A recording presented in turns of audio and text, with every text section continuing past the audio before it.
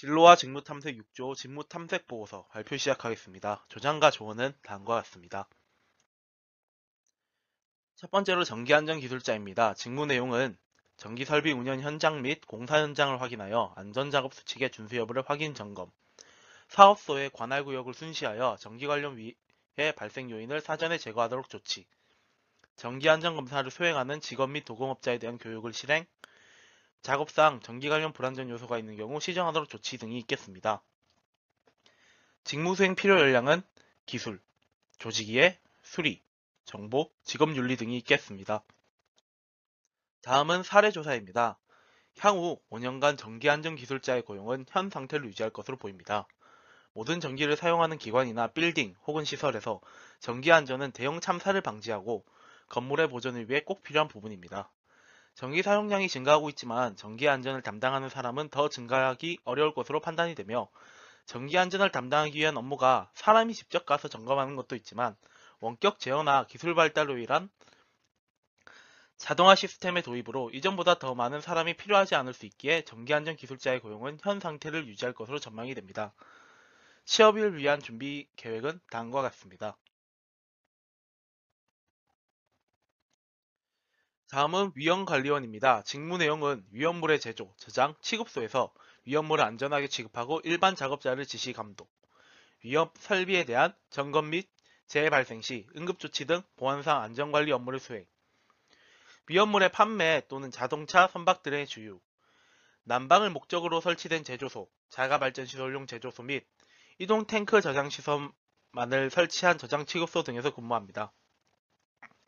직무 수행 필요 역량은 첫 번째로 업무 수행 능력이 있으며 작동 점검, 고장의 발견 수리, 읽고 이해하기, 문제 해결, 범주화 등이 있겠습니다.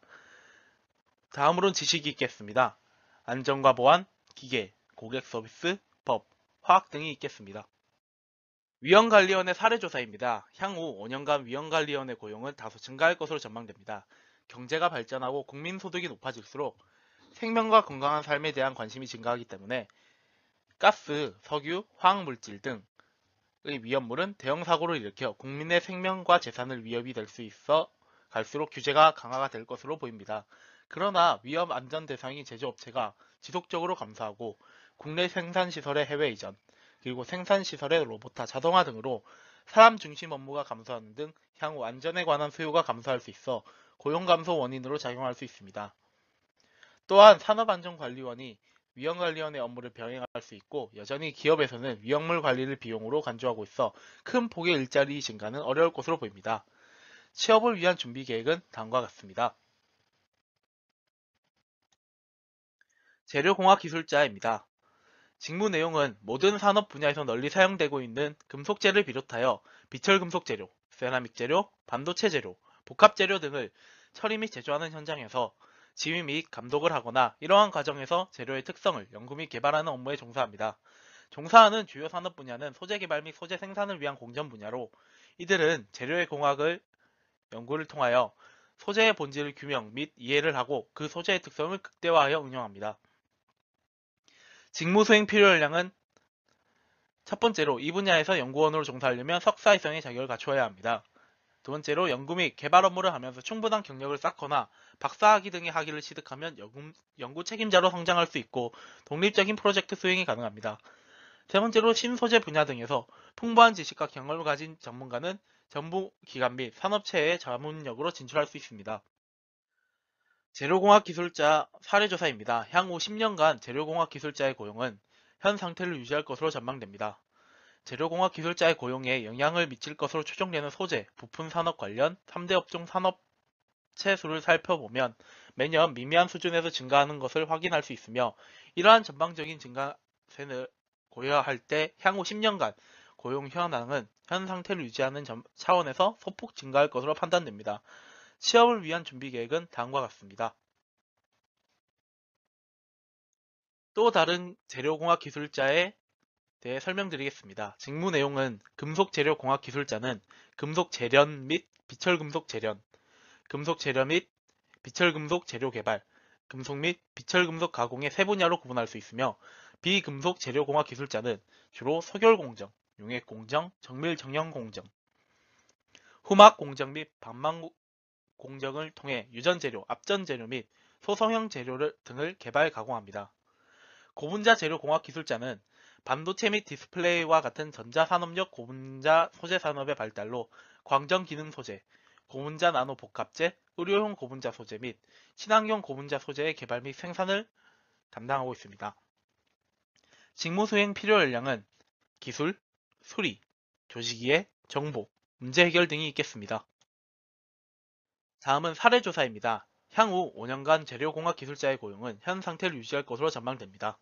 정부는 소재 분야 지원을 하기 위해 나노 핵심 연구개발 사업, 부품 소재 기술 개발 사업 및 차세대 신기술 사업 등의 사업을 실시 중이며 신소재 개발을 통해 차세대 핵심 기술인 생명공학기술, 정보통신기술, 나노기술, 환경공학기술 등을 중점적으로 육성하고 있습니다. 기업체에서도 기존 소재의 성능을 극대화하는 기술과 신소재 개발에 많은 연구와 노력을 기울이고 있기 때문에 세라믹, 고분자 등 신소재 개발 부분에서 인력 수요가 있을 것으로 예상됩니다. 반면 그동안 재료공학 기술자들이 활동했던 자동차, 조선, 철강, 전자산업 등은 이미 인력이 포화 상태에 이르렀고 금속 분야 중에서 단순 기술 및 조립 분야에서는 재료 공용 자동화가 이루어지고 있어 인력 감축가 계속될 것으로 보여 전체적으로 재료공학 기술자의 고용은 현 상태를 유지할 것으로 전망됩니다. 취업을 위한 준비 계획은 다음과 같습니다. 마지막으로 품질관리 사무원입니다. 직무 내용은 기업 경영상 가장 유리하다고 판단되는 품질 수준을 지정합니다. 소비자의 수요에 적합한 품질의 제품을 경제적인 수준으로 생산할 수 있도록 설계하며 작업 표준을 개발하고 제조를 실시합니다. 제조 공정의 표준화, 안전화를 기초로 목적에 맞는 품질의 신뢰 구간을 결정하고 통계학을 활용해서 품질을 장기적으로 안정화시킵니다. 제품 품질에 대한 소비자의 만족도나 새로운 품질 요구사항을 파악하여 품질 관리에 반영합니다.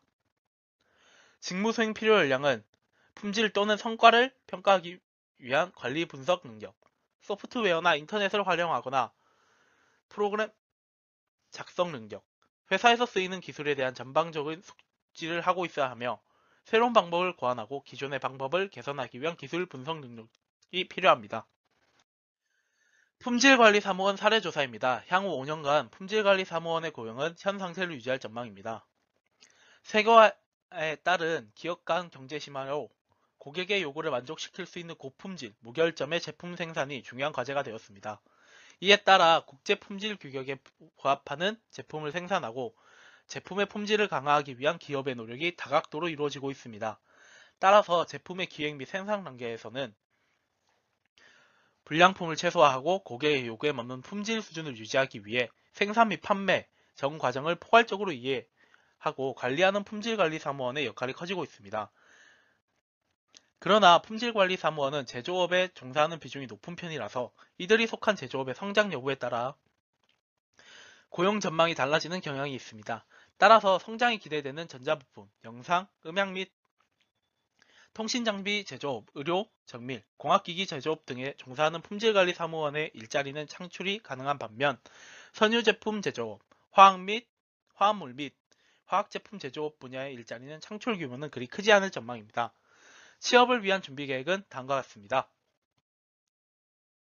팀 토론 결과 요약입니다. 전기안전기술자는 해당 직무에 관한 많은 지식을 가지고 있으며 취업을 위한 준비 계획을 잘 세워두었다는 의견과 원격 제어나 기술 발달로 인한 자동화 시스템의 도입으로 이전보다 더 많은 사람이 필요하지 않을 수 있기에 전기안전기술자의 고용은 현 상태를 유지할 것이라는 전망, 본인 적성에 맞는 직무를 탐색하였고 자신이 이 직무를 선택한 이유도 잘 알고 있다는 의견 등이 있었습니다. 위원관리원입니다. 자신의 적성 검사와 직무 선택의 이유가 잘 연관되어 있고 스스로에 대한 이해도가 높다는 의견, 위원관리원에 대해 자세하게 설명이 되어 있어서 이해하기 편하였다는 의견과 위원관리원의 고용은 다소 증가할 것으로 전망되나 생산시설의 로봇화, 자동화 등으로 사람 중심 업무가 감소하는 등 향후 안전에 관한 수요가 감소할 수 있어 고용 감소 원인으로 작용할 수 있을 것 같다는 의견 등이 있었습니다. 다음은 재료공학 기술자입니다. 직무에 대한 내용을 타인에게 잘 이해되도록 설명하였으며 사례 조사를 통해 신뢰성이 높은 자료를 보여주었다는 의견. 재료공학 기술자의 전망은 향후 5년간 현 상태를 유지한다고 했는데 점점 반도체 산업이 발전하게 되면 자동화 로봇화되면서 점점 인력 수요는 줄어드는 아이러니한 상황이 발생하지 않을까 생각된다는 의견, 취업을 위한 준비 계획을 계획적으로 잘 정리하였다는 의견 등이 있었습니다. 또 다른 재료공학 기술자의 경우 적성 검사에서 사회생활을 하는데 센스가 좋고 빠르게 일 처리한다고 기술이 되어 있는데 재료공학 기술자 중에 연구직을 하면 좋을 것 같다는 의견과 선택한 일자리의 전망이 밝으며 학교에서 배운 전공을 살릴 수 있다는 점과 자신의 적성과 필요 역량이 일치한다는 점에서 직무 선정을 잘했다고 생각이 된다는 의견과 재료, 금속공학 기술자 및 연구원의 직무 내용을 세부적으로 나눠 조사하여 소개하였다는 의견 등이 있겠습니다. 마지막으로 품질관리 사무원입니다. 품질관리 사무원의 사례를 간단히 정리하였고 특히 취업을 위한 준비를 구체적으로 어떤 스펙이 필요한지 해당 직무의 분야의 기준 합격 스펙을 예로 들어 잘 설명하였던 의견, 적성검사 결과 안정성과 신뢰성을 주고 반복적인 업무에서도 정확성과 치밀함을 잃지 않는 집중력이 있고 복잡한 자료들을 꼼꼼히 다룰 수 있으며 분석적이고 논리적이라는 결과가 나왔는데 품질관리 사무원은 신뢰성, 책임과 진실성, 꼼꼼함, 협조, 성취 노력 등의 항목이 높은 주요도가 나타나서 적성과 잘 맞을 것이라고 생각된다는 의견과 적성 검사 결과를 잘 이해하고 그 결과에 따라 직업 결정을 잘 맞게 설득했다고 생각된다는 의견 등이 있었습니다. 종합 토론 결과입니다. 다양한 직무를 조사하거나 알아가면서 새롭게 알게 된 사실을 재정립하였다. 평소에 관심이 없었던 직무에 대해 알게 되고 자신이 관심이 있던 직무에 대해 더 자세히 알게 되었다. 직무 탐색의 과정을 통해서 직무 정보를 더 깊게 알아볼 수 있는 시간이 되었다. 전공이 비슷해 찾는 직무의 범위가 비슷한데 좀 더 다양한 분야의 직무를 조사할 수 있도록 하면 좋았을 것 같다는 의견 등이 있었습니다. 이상으로 6조 발표 마치겠습니다. 감사합니다.